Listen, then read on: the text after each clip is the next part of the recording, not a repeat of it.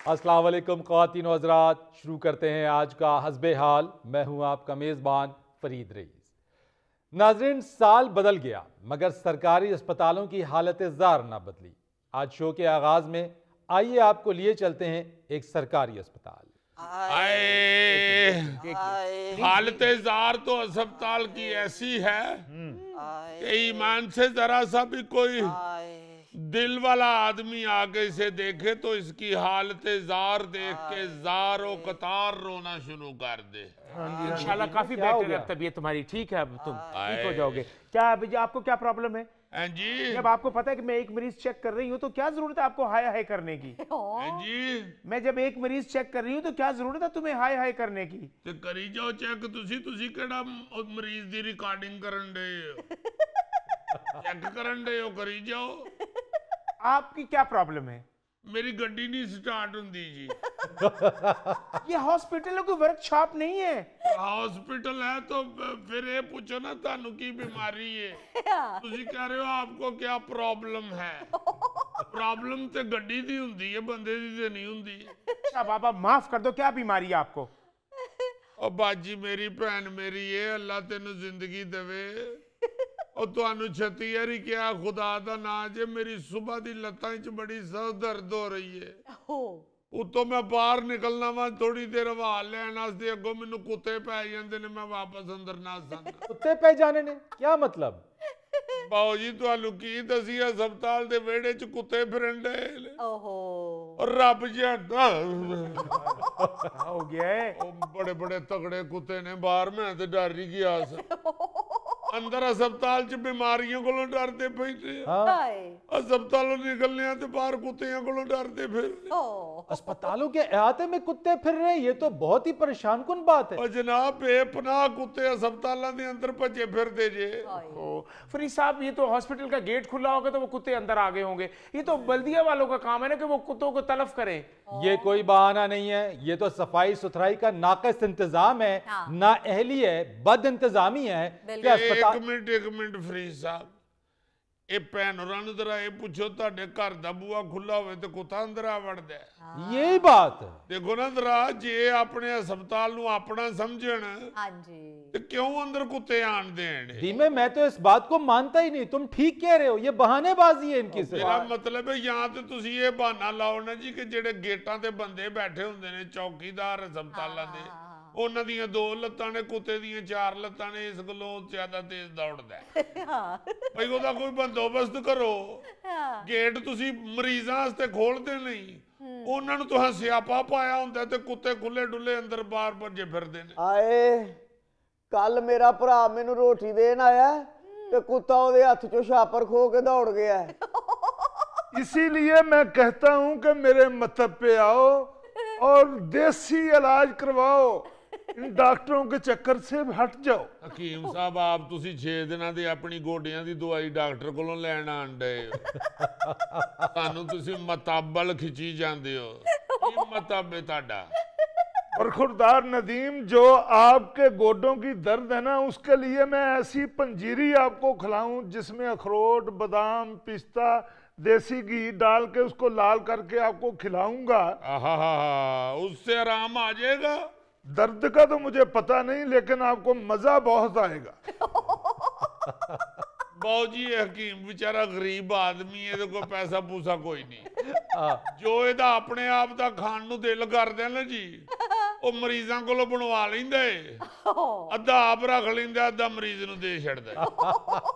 इजाजत के बगैर नहीं, अगर मरीज इजाजत दे तो फिर मैं 2-4 नवाले रख लेता हूँ। हकीम साहब, किसी ले मरीज कोलों फौत होने की इजाजत भी मंगो।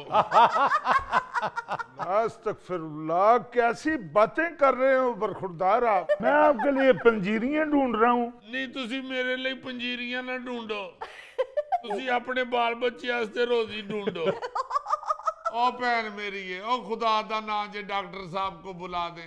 सानू क्यों हकीम साहब अगे सुटे है? डॉक्टर साहब ऑपरेट कर रहे हैं, इमरजेंसी केस आया हुआ है। अल्लाह खैर करे। कितनी को देर लग जाएगी? तकरीबन कोई 50-60 चादरें हैं। नहीं, 50-60 टांके लगाने हैं उन्होंने, देर तो थोड़ी सी लगेगी।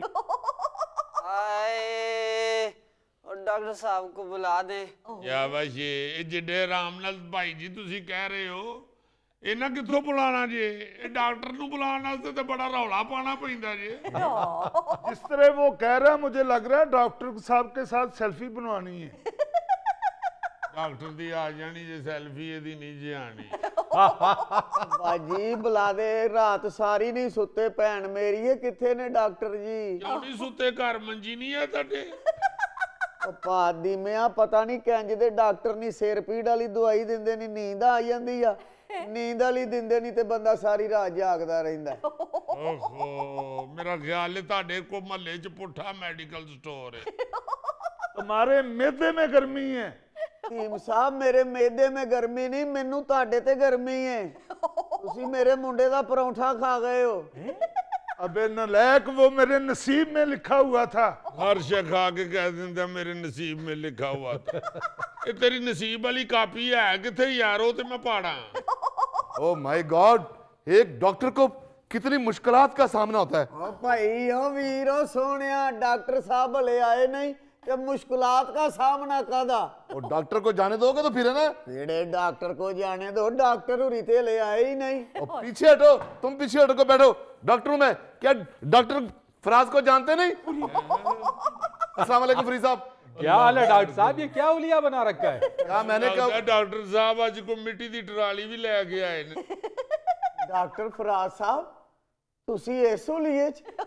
मुझे दुनिया वालों वाह, धोबी ना समझो, मैं धोता नहीं हूँ, धुलाई गई है।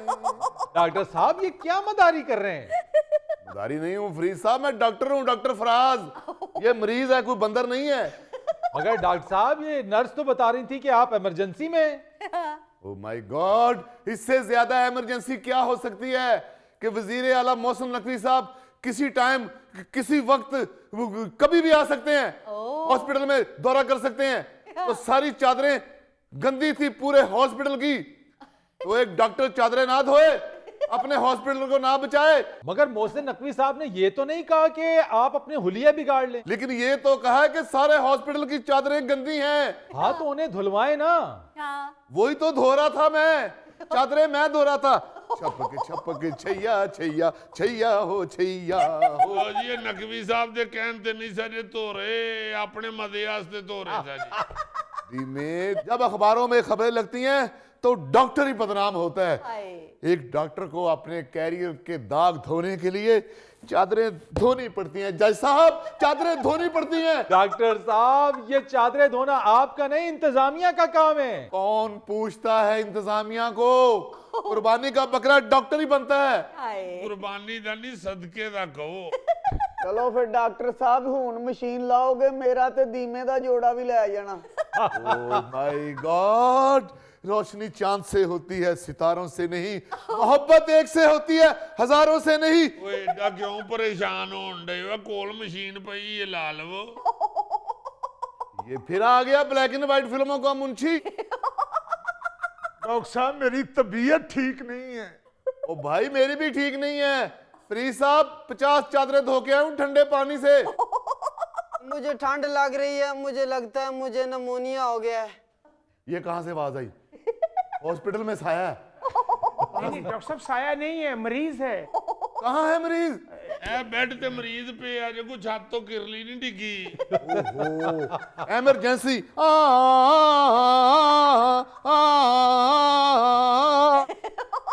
बड़ी मेहनत कर रहे हैं डॉक्टर, देखो ना जरा, चादरें भी आप धो रहे हैं, एम्बुलेंस का हूटर भी खुद बजा रहे हैं। ये हॉस्पिटल है, तुम्हारा ससुराल नहीं है। सीधे होके लेटो, सीधे होके। नर्स आप उस मरीज का ब्लड प्रेशर चेक करें, मैं इसको देखता हूं। इसको कहते हैं ठंड लग दी वे मैनू ठंड लग दी, मी विच पिज गई मैं तेरे नाल वे, ठंड लग दी वे मैनू ठंड लग। लो डॉक्टर साहब, इस गल्लों मैं तुहाडे कोल हस्पताल आउंदा जी।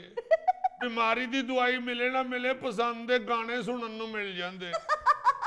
हाँ भाई क्या हुआ जवान? डॉक्टर साहब मैनू ठंड लग गई है। वो गोश्त तो तेरियां हड्डियां ते है नहीं, ते ठंड कपड़े लग गई। क्या खाया था? डॉक्टर साहब मैंने पराठा और कीमा खाया था। पराठा और कीमा? प्लीज पराठे कीमा खाए और डॉक्टर चादरें धोए? क्या बनेगा हेल्थ के महकमे का? डॉक्टर साहब मेरा कुछ करें, मुझे ठंड लग रही है। तुम्हारे ख्याल कर रहे हो और क्या गिल्ली डंडा खेल रहे हैं? चलो जाओ लेबोरेटरी से टेस्ट करा के आओ ब्लड। डॉक्टर साहब क्या लेबोरेटरी से मरीज ब्लड टेस्ट कराएगा? लेबोरेटरी तो खुद गंदगी का ढेर बने हुए हैं, हाय। कूड़ा करकट गंदा पानी खड़ा हुआ है वहां पे। ओ माय गॉड, लेबोरेटरी में भी गंद है? जी। ओहो, एक डॉक्टर क्या क्या काम करेगा, कहां कहां से सफाई करेगा। मिस्टर जी, मरीजों को डील करो, मैं जरा लेबोरेटरी साफ करके आया। डॉक्टर साहब वापस आइए, वापस आइए। कौन डॉक्टर? मैं नहीं डॉक्टर, मैं पागल हो चुका हूं। मैं पागल, मेरा दिल भी पागल। क्या करें? वजीर आला साहब आते हैं, वो कहते हैं चादरें गंदी हैं, लेबोरेटरी में गंद है। डॉक्टर क्या क्या करे बताएं, आप मुझे बताएं जज साहब। डॉक्टर साहब आपका काम मरीज देखना है, लेबोरेटरी साफ करना नहीं है। हाँ। तो फिर वजीर आला साहब हमें क्यों कहते हैं कि चादरें गंदी हैं, लेबोरेटरी में गंद है? डॉक्टर साहब ये जिम्मेदारी आपके मेडिकल सुपरिटेंडेंट की है। हाँ। यानी अगर एक बार भी एमएस दौरा कर ले, इन चीजों को देख ले, तो वजीर आला मोहसिन नकवी यही तो कहते हैं कि सफाई के नाकस इंतजामात ना हो। फिर फरीद साहब, एमएस भी एक डॉक्टर होता है, उसको क्या पता कि कैसे सफाइयां करानी है हॉस्पिटल में, कैसे चादरें धोनी है, कैसे लेबोरेटरी साफ करनी है। मैं क्या करूं, कहां जाऊं, क्या? मत डरो, मैं एक डॉक्टर हूं। डॉक्टर, यकीन करें मैं डॉक्टर हूं। काम कर करके मेरी ऐसी हालत हो गई है, मैं थक चुका हूं, मैं चूर हो चुका हूं, मुझे आराम की अशद जरूरत है। नर्स मेरे ऊपर कंबल दे दो। वो मरीजों वाला ना देना कंबल, धोया हुआ देना। यही तो कह रहे हैं मोहसिन नकवी साहब के डॉक्टर आराम कर रहे हैं और अस्पतालों में कुत्ते फिर रहे हैं। हाय। कुत्ते घूम रहे हैं अस्पतालों में? नर्स जी, जरा मरीजों का ख्याल रखो, मैं हॉस्पिटल से कुत्ते निकाल के आया। हाय इन्होंने मरीजों का खाक इलाज करना है, अस्पतालों के दूसरे मसाइल ही खत्म नहीं हो रहे। हाय। नाज़रीन, यहाँ पर वक्त हुआ एक ब्रेक का, हमारे साथ रहिए। तबीयत में शुरू से ही गैर मुस्तकिल मिजाजी और आवारा गर्दी थी। बिल्कुल मेरी तरह। ये आपका तो खैर बेड़ा ही गर्क हुआ है।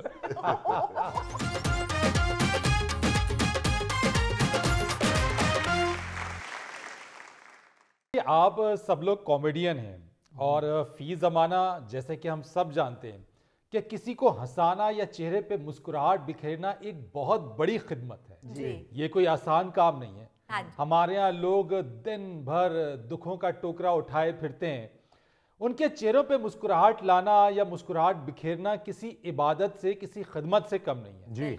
मगर बदकिस्मती है कि इस वक्त हमारे पास मज़ाह लिखने वाले नापैद हो गए हैं। बिल्कुल।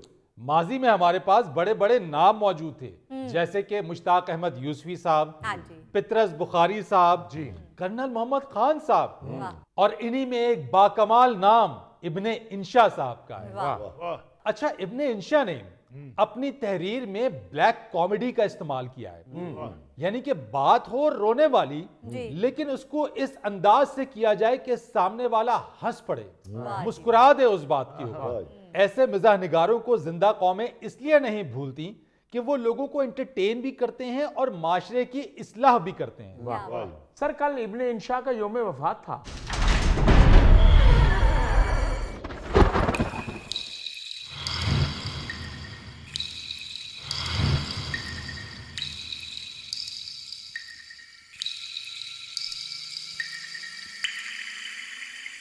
जनाब शेर मोहम्मद खान उर्फ इब्ने इंशा। वाह। खान साहब, कुछ अपने बारे में हमारे व्यूअर्स को बताइए। मेरा ख्याल है आपके व्यूअर्स के लिए सबसे पहले तो ये है कि असली नाम मेरा इब्ने इंशा नहीं है, ये कलमी नाम है। अच्छा। और स्कूल ही के ज़माने में शेर कहना शुरू कर दिया था। और आप ये सुन के हंसेंगे कि मायूस सहराई तखल्लुस इख्तियार किया मैंने। लेकिन फारसी के उस्ताद थे हमारे मौलवी बरकत अली लायक साहब जी। उन्होंने मशवरा दिया कि मायूस सहराई को तर्क करके कैसर तखल्लुस इख्तियार करो। अच्छा। लेकिन फिर 1945 में इब्ने इंशा का कलमी नाम इख्तियार कर लिया और फिर इस नाम से ही अल्लाह ताला ने शोहरत दी। बहुत खूब। खान साहब आपकी पैदाइश किस जगह की है? जी मैं 15 जून 1927 को लुधियाना की एक तहसील है फलौर, उसका एक गांव है थला, उसमें पैदा हुआ। वाह। और मेरे वालिद साहब का नाम था मुंशी खान। तो लाहौर पार्टीशन के बाद है? जी हाँ, मुस्तकिल तो आना मेरा लाहौर में पार्टीशन के बाद ही हुआ, लेकिन ज़माना तालिब इल्मी में ही हमीद निज़ामी साहब के साथ मेरी ख़त व किताबत रहती थी। तो एक दफ़ा मैंने उनसे ख़त में ही नवाए वक्त में मुलाजमत इख्तियार करने की ख्वाहिश का इजहार किया। हमीद निज़ामी साहब ने मशवरा दिया कि अभी तुम्हें मज़ीद तालीम हासिल करनी चाहिए। उनके कहने पे फिर मैं लाहौर आके इस्लामिया कॉलेज में दाखिल हो गया। मगर 3 महीने के बाद ही कॉलेज छोड़ के तो वापस मैं लुधियाना चला गया। बस तबीयत में शुरू से ही गैर मुस्तकिल मिजाजी और आवारा गर्दी थी। बिल्कुल मेरी तरह। ये आपका तो खैर बेड़ा ही गर्क हुआ है। मैं ऐसा नहीं था, मैंने बाद में तालीम भी हासिल की, अदीब फाजिल और मुंशी फाजिल, और फिर मैंने प्राइवेट बीए का इम्तिहान भी पास कर लिया। और ग्रेजुएशन के बाद मुख्तलिफ नौकरियां भी करता रहा। आखिरकार फिर ऑल इंडिया रेडियो में ख़बरों की अंग्रेज़ी बुलेटिन जो थी उसके उर्दू तर्जमे वाले सेक्शन में जाके लग गया। वाह। फिर मेरा ख्याल है कि क़याम पाकिस्तान तक आप ऑल इंडिया रेडियो से ही मुंसलिक रहे। जी हाँ, फिर जब पाकिस्तान बना तो अपने अहले खाना के साथ हिजरत करके मैं पाकिस्तान आ गया और लाहौर रिहाइश इख्तियार की और रेडियो से वाबस्ता हो गया। वाह वाह खान साहब, मैंने रेडियो पाकिस्तान के बाहर रेडी से नान छोले बहुत खाए। वैसे आप डिश की वजाहत ना भी करते तो चेहरे से नजर आ रहा है कि आपने नान छोले खाए हुए। मैंने वैसे जाके रेडियो कराची से आगाज किया था और साथ मैंने अपनी तालीम मुकम्मल करने के लिए 1951 में उर्दू कॉलेज कराची में एम.ए. उर्दू की शाम की क्लासों में दाखिला लिया। और आप खुश होंगे सुन के कि 1953 में मैंने एम.ए. के इम्तिहान में कराची यूनिवर्सिटी में पहली पोजीशन हासिल की। वाह सर, वाह वाह। खान साहब मैंने भी हमेशा पहली पोजीशन हासिल की लंगर में। खान साहब आप अपनी तालीम के बारे में बता रही हैं। जी हाँ, एम.ए. के बाद मैंने पीएचडी में दाखिला लिया और बाबा उर्दू मौलवी अब्दुल हक मेरी तहकीक के निगरान मुकर्रर हुए। ओ बाबा उर्दू मौलवी अब्दुल हक। मगर बदकिस्मती से मैं वो तहकीक मुकम्मल नहीं कर सका, वापस लाहौर आ गया। अच्छा इंशा जी, आपकी तहरीर में मिजाह भी है और दुख भी है। जी देखें, हर इंसान के अंदर 2 रंग मौजूद होते हैं, खुशी और दुख। बाकी सारे रंग इन्हीं से निकलते हैं। बड़े से बड़ा मज़ारिगार लतीफ़ा को कहीं ना कहीं दुख का इजहार ज़रूर करता है, और बड़े से बड़ा दुखी इंसान जो है वो किसी न किसी बात पे तो हंसता है। मैंने अपनी तहरीर में इन दोनों रंगों को इस्तेमाल किया है। बहुत खूब। शेर कहने के लिए मैंने दुख का रंग चुना और नसर के लिए मजाक। जी खान साहब आप बिल्कुल ठीक कह रहे हैं, हर इंसान के 2 रंग होते हैं। अब मेरी तरफ देख लेना, ऊपर से मैं चॉकलेट ब्राउन हूँ और अंदर से रेड ब्लड हूँ। इधर देख लो, अंदरों भी फिक्के ते बाहरों भी फिक्के। तेरी तो रंगीन पेंसिल नहीं डब्बी देश रहा छे।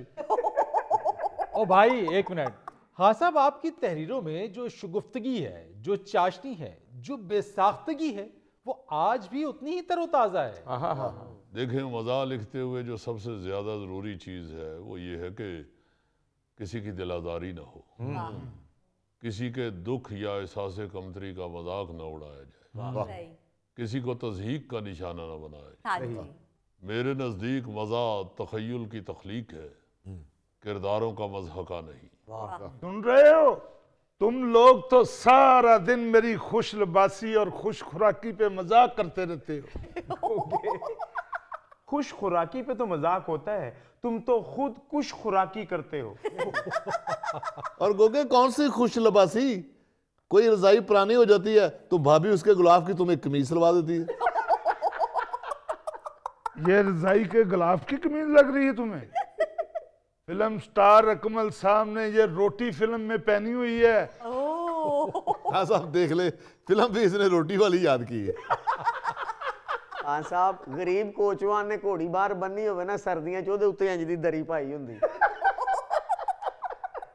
बारिश च बच्चे नूं चूहा लभ जाए तो तेरे वर्गा हुंदा है। खान साहब, अब तो किरदारों का मज़ाका ही रह गया है। आपने अपनी तहरीर में जिस मज़ाहिया अंदाज में रियाजी के उसूल समझा दिए, जो जमा तफरीक ज़रब तकसीम का फॉर्मूला समझा दिया, वो अपनी मिसाल आप है। अगर कुछ याद हो तो अता कीजिए। जी मोहब्बत का शुक्रिया। वो तहरीर कुछ यूँ थी कि जमा का कायदा मेरे जहन में कुछ यूँ आया कि जमा का कायदा मुख्तलिफ लोगों के लिए मुख्तलिफ है। आम लोगों के लिए 1 जमा 1 बराबर 1.5, क्योंकि आधा तो इनकम टैक्स वाले ले जाते हैं। तजारत का कायदा 1 जमा 1 का मतलब 11 है। रिश्वत के कायदे से ये हासिल जमा और भी ज्यादा हो जाता है। इसी तरह तकसीम के हवाले से जो मुझे नजर आया वो ये था कि अगर आपको मुकम्मल पहाड़ा मैं गुर याद हो तो किसी को तकसीम की कानो कान खबर भी नहीं हो सकती। आखिर 12 करोड़ की दौलत को 22 खानदानों ने आपस में तकसीम किया है, किसी को पता चला? वाह वाह वाह वाह, क्या बात है सर। हिसाब आदाद का खेल है, अलजबरा हरफों का। इसमें सबसे मशहूर ला है। बाद रिश्तों में भी अलजबरा यानी जबर का शायबा होता है, जैसे mother in law, father in law वगैरह। मार्शल लॉ को भी अलजबरे का एक कायदा समझना चाहिए। वाह खान साहब, एक तरफ ऐसा काटदार मजा और दूसरी तरफ इतनी दुखी शायरी। इंशा जी उठो अब कुछ करो, इस शहर में जी का लगाना क्या। हाय हाय हाय, जी उठो। वाह खान साहब, वाह वाह। इसी तरह कशिश सिकल के बारे में मेरी अपनी राय है कि कोई शख्स हुकूमत की कुर्सी पर बैठ जाए तो उसके लिए उठना मुश्किल हो जाता है। क्या बात है। लोग जबरदस्ती उठाते हैं, ये भी कशिश सिकल के बाइस है। हाँ साहब, ये गोगा उठने में पौना घंटा लगाता है, क्या ये भी कशिश सिकल की वजह है?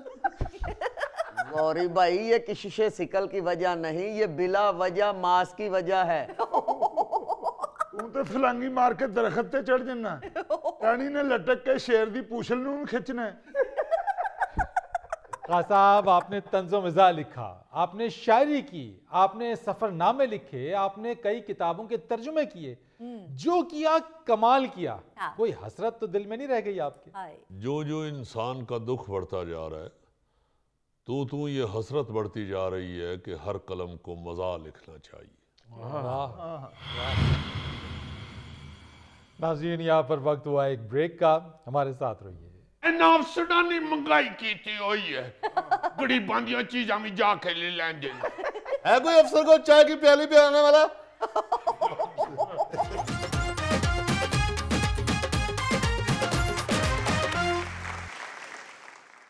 वेलकम बैक ख़वातीन और हज़रात। आज हमारे दरमियान मौजूद है सर्दी से ठिठुरता हुआ हमारा लाडला फीका और उसका दोस्त छाना।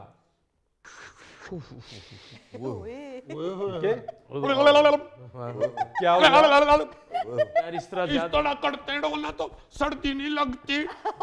यार इस तरह ज्यादा लगती है, करने से लगती है। मुझे तो नहीं लगती। फीका सच्चा है भाई, उछल कूद करने से जिस्म में हरारत आ जाती है। हाँ, वो मेरी खाला का लड़का है ना, वो कहता है कि अंदर वाड़ के बैठे रहो तो ठंड लगती है, बाहर निकल के नसो भजो गर्मी लगन लग पैंदी है।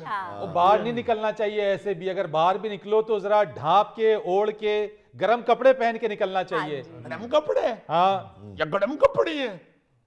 ये वाला गर्म है मेरा। ये मुझे मलक साहब के बेटे ने दिया।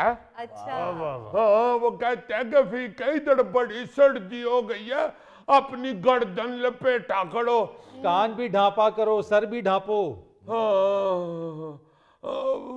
सिर्फ एक ही मफलर दिया है ना उसने, तो 250-300 दे देता तुम्हें। तो वो कहते हैं आपका कान में डांपो ते गर्दन डांपिए को। एक मफलर से तो इसका एक ही कान डांपा जाएगा। एक बहुत ज्यादा सर्दी हो गई है। बहुत ज्यादा। मलक साहब कह रहे थे कि इधर हमारे पाकिस्तान में तो सर्दी से बचने का बंदोबस्त ही नहीं होता। तो उनका बेटा कह रहा था ना कि कनाडा में तो बहुत सर्दी है। कहते ने पुत्र कनाडा च सर्दी है तो उन्होंने सर्दी का बंदोबस्त भी किया है। तो वहां तो -40 भी चला जाता है, लेकिन वहां हीटिंग सिस्टम है, गैस है, बिजली है। वो कहते हैं उधर तो सिस्टम भी है। हाँ, उसी की बात कर रहा हूं मैं। हाँ, हीटर सिस्टम। तो कहते हैं इधर तो सर्दियां आंदियां ने ते गैस भी चली जाती है, तो भी चूल्हा बालो ते अगो चूल्हा इंज हो जाता जिवें बाबे दे मुंह चो दंद निकले हुए। तो मैंने कहा आप तो सिलेंडर ले आते हैं, आपको क्या? कहते ने होड़ बर्फ च लगे रहिए, सिलेंडर ना ले आइए। तो मैंने अम्मा से कहा, मैंने कहा आप भी सिलेंडर ले आओ, अबे की तबीयत खराब हुई है। अम्मा कहती है पुत्र रोटी पक जाए तो बड़ी गल है, सिलेंडर मैं तेरे अब्बे नू किथों ले आ। उधर अब्बा कहते हैं कि मैं तेनू कदों आख्या मैनू सिलेंडर ले आ दियो। अब्बे को भी बुखार चढ़ गया ना। मेरी खाला की बेटी है ना, बाजी वड्डी हमारी, वो हमारे साथ बहुत प्यार करती है। अच्छा। हाँ, बाजी कुकी। अच्छा। बाजी कुकी का बेटा फौत हो गया सर्दी से। अम्मा बहुत रोई थी। अम्मा कहती है मेरी पनेवी लगती है, तो उसका बच्चा बेचारी का ठंड से फौत हो गया। उसका ललमोनिया हो गया था। अच्छा। वो भी बेचारे उनके घर भी सिलेंडर भी कोई नहीं, तो उनके घर तो गैस भी नहीं लगी हुई। तो अम्मा कहती है कि तुसी लकड़ा बाल लिया करो। तो वो कहती है खाला एक दिन लकड़ा कमरे च बालियां हन ते शाही बंद हो चलिया। ये भी बहुत नुकसानदेह। मलक साहब कहते हैं इधर सर्दी ज्यादा खतरनाक इसलिए है जी। चलो तगड़ा बंदा जो है वो तो फिर हीटर हूटर जला लेता है, गर्म कपड़े भी पहन लेता है। तो माड़ा बंदा जो है ना ओदे कोल गैस हीटर होता है और ना ही गर्म कपड़े और बिजली का हीटर वो जला नहीं सकता। हाँ, उनका जो बेटा है ना, वो कहता है इत्थे ते सर्दियां ते गर्म कपड़े महंगे हो जाते ने, गर्मियां ते ठंडे कपड़े महंगे हो जाते ने। तो कहते हैं जहाँ पे खाड़े शो गई हो इधर यार ठहर यार, एक मिनट यार, ये भी मुसीबत है। पैसे आएंगे। ओ क्या हो रही थी? बारिश। नहीं, वो बात हो रही थी। पैसे। वो कहते हैं कनाडा दे विच हीटर का भी बंदोबस्त है। तो जब गर्मियां आती हैं तो ठंडे कपड़े सस्ते हो जाते हैं। तो जब सर्दियां आती हैं तो गर्म कपड़े सस्ते कर देती हैं ताकि सारे खरीद सके। तो मलको नहीं कहते ले और केड़िया गल्ला मैनू सुनाना कहते रहते ते रोजी आन ते खजूड़ा महंगी हो जाती।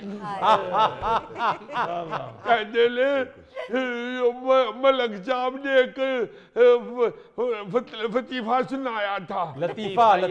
हाँ, कहते हैं ऐथे ते अल्लाह ना करे क़यामत दा ऐलान हो जावे ना, ते लोकी धड़ अल्लाह दे अगे सजदे करन लग पैन, माफिया मंगन लग पैन। ते पता लग जाए ना कि लोकी हुन धड़ सजदे कर रहे ने, इत्थे ते मसले महंगे हो जान। ऐसा ही है। वो कहते हैं इधर ते जेड़ी चीज की जरूरत पड़ती है वो ही हाथ चुक लेंदी है। नहीं फिक्र वाली गल कोई नहीं, अफसरां नूं दसो तुसीं महंगाई सस्ती है जी। ये महंगाई के अफसर है। हाँ जी हाँ जी। आप महंगाई कंट्रोल करते हैं हाँ ऊपर खड़े होके, हाँ उधर दुकान के ऊपर खड़े होके महंगाई कंट्रोल कर ले। ऊपर खड़े हो गए, मैं को हांडी पकाता हूँ, कंट्रोल करता हूँ मैं महंगाई। फिर आपको कैसे पता चलता है जो ऊपर ना खड़े हो तो कि महंगाई उधर हो रही है? लो दो जवाब फीके का। किधर हो रही महंगाई? इधर हो रही महंगाई। ये जो स्वेटर इतने महंगे हो गए हैं लंडे के, तुम नहीं पहनते लंडे के स्वेटर? पहनता हूँ। तो क्यों पहनते हो? तुम तो अफसर हो। इन अफसरां ने महंगाई की हुई है, गरीबां दी चीजां भी जाके ले लेंगे। है कोई अफसर को चाय की प्याली पिलाने वाला? इतना का तो हमारे मोहल्ले में फकीर आता है, वो आके बड़ी वधिया आवाज लगाता है, अफसर है अफसर फीके। बाबे नू चाय पा दियो, बाबे नू नाल बंद मक्खन खुआ दियो, बाबे नूं मेथी वाला पराठा खुआ दियो। हाँ ये भी कहता है बाबा। अच्छा तू बाबे दा पुत्तर है? नहीं मैं कहना बाबा आवाज लांदा है। हाँ जी। ठीक है, मैं तुम्हें ले दूंगा स्वेटर अपना सस्ता, फिक्र ना करो तुम। कौन से वाला? कौन सा वाला पहना? डब्बियों वाला? सवारी रंग का। उधर कन्ने सवारी रंग का स्वेटर था तो कहता 1500 रुपये दा। मैं कहा 1500 रुपये दा तेनू स्वेटर लंडे चोली लवा मैं? कहता ते वेखते सही उते किड्डा सोना फुल बनिया है। मैं 15 दिन बाद आवांगा, फुल सड़ के चढ़ जाएगा, फिर ले जा। आपने वादा कर दिया आपको स्वेटर लेके दे रहे हैं, लेकिन गर्मियों में देंगे। वो वाले साहब? हाँ वो वाले साहब वादा कर रहे हैं। वादा कर रहे हैं। गर्मियों में सस्ता हो जाएगा ना, फिर ले दूंगा। देखा ना? गर्मियों में? गर्मियों में तो उस वक्त तो स्वेटर पहनो तो पेट निकल आती है। आपको पेट निकलती है? मुझे पित निकलती है अपना। आपको पेट निकले ना तो थोड़ी से मार दिया करो। फीके गरीब के लिए अल्लाह का ही आसरा है, ना बिजली है ना गैस है ना गर्म कपड़े हैं, बस अल्लाह के सहारे जी रहे हो। मैं तो बाहर निकल के मैं तो छाना फुटबॉल भी खेल लेते हैं। अच्छा। हमें नहीं सर्दी इतनी लगती। हाँ। अब अब मार हुआ है ना तो अम्मा बैठ कर रोटी लेती है। जब मेरी अम्मा रोती है तो फिर मुझे रोना आता है। वैसे तो नहीं मुझे सर्दी लगती। नाज़रीन यहाँ पर वक्त हुआ एक ब्रेक का, हमारे साथ रहिए। इमरान नवाब साहब इसको मूछ लगा रहे थे तो खुशी मुझे ये हुई कि इसके मुंह पे मूछ पूरी आ गई। नहीं वो ਤੁਸੀਂ ਗੋਗੇ ਨੂੰ ਤੇ ਸਾਨੂੰ ਦੋਵਾਂ ਨੂੰ ਵੇਖੋ ਇੰਜ ਲੱਗਦਾ ਇੱਕ ਅੰਮੀ ਦੇ ਦੋ ਕਮਜ਼ੋਰ ਬੱਚੇ ਨੇ। अम्मी बच्चियां दा खो के भी खा जाती रही।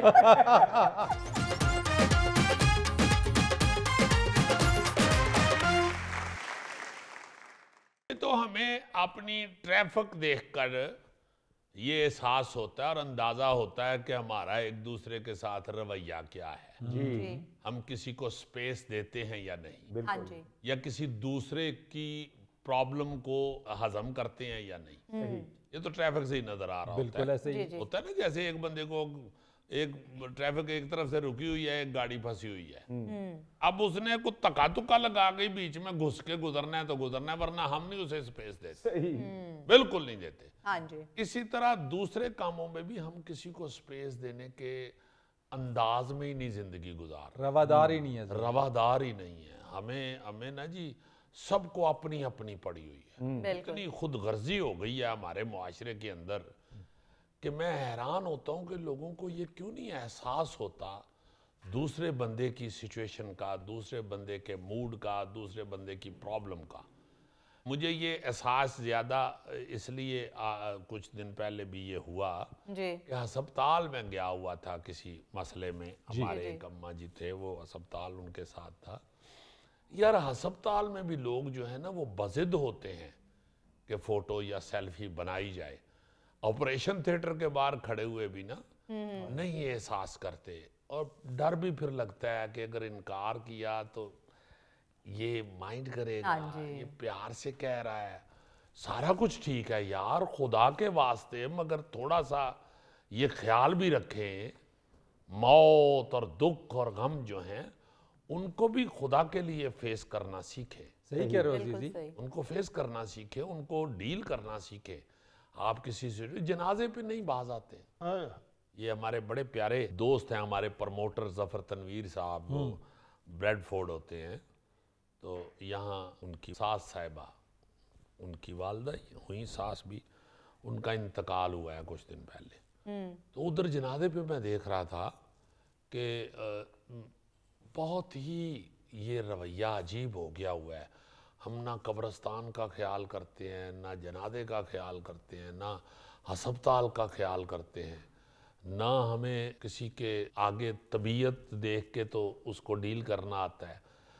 ये तो है ना आम लाइफ की बातें। जी जी। आप फ़ोन पे देख लें, आप किसी सिचुएशन में दुखी हैं या फंसे हुए हैं, तो आपको कोई बंदा अगर फ़ोन करता है तो वो फ़ोन करने वाले को उसके आवाज़ से, उसके रवैये से ये महसूस होना चाहिए ज़रूर कि ये, जैसे हम किसी की आवाज़ अगर सुनते हैं कि यार ये तो सोया हुआ था, आवाज़ से पता चल जाता है ना, ओ ये तो सोया हुआ था, तो मैं तो फौरन कहता हूँ कि ओ यार वेरी सॉरी तुम्हें डिस्टर्ब किया, सो जाओ फिर बात करें। बिल्कुल ऐसे ही। खुदा हाफिज़, बंद कर दे। अब वो आगे से कह के नहीं नहीं नहीं नहीं नहीं नहीं सोया नहीं हुआ यार, तेरी परजाई मैनू कुटन रही हो मेरे उत्ते बैठी, इसलिए मेरी आवाज दबी हुई है। यार अपना किस्सा ना सुनाया करो अजीजी। लाओ यानी उन्हें सिचुएशन फरीद सियाने ने मेरे ते ही पा। मेरा मतलब है कि आपको या किसी जगह आप खड़े हैं, अस्पताल में कोई फोन आ जाता है, हाँ जी। तो मेरी अपनी तो ये आदत है कि मैं अस्पताल में फोन साइलेंट पे अक्सर कर देता हूँ। किसी की खबर लेने जाऊं या किसी काम भी जाऊं, भाई ये अस्पताल है ना, बाहर लिखा होता है कि हार्न बजाना मना है, अस्पताल है। हाँ जी। तो अस्पताल के अंदर अब फोन की बेलें बज रही हैं और ये वो, वहाँ पे आपको डील करना आना चाहिए। बिल्कुल सही। ऐसी प्लेसेस को, ऐसे रवैयों को, ऐसी सिचुएशंस को डील करना अब हमें आ जाना चाहिए। मगर अजीजी हम इन छोटी छोटी बातों को सरफ नजर कर देते हैं, हमें अभी भी इन छोटी छोटी बातों का कोई इदराक नहीं है, कोई एहसास नहीं है हमें। बिल्कुल नहीं जी।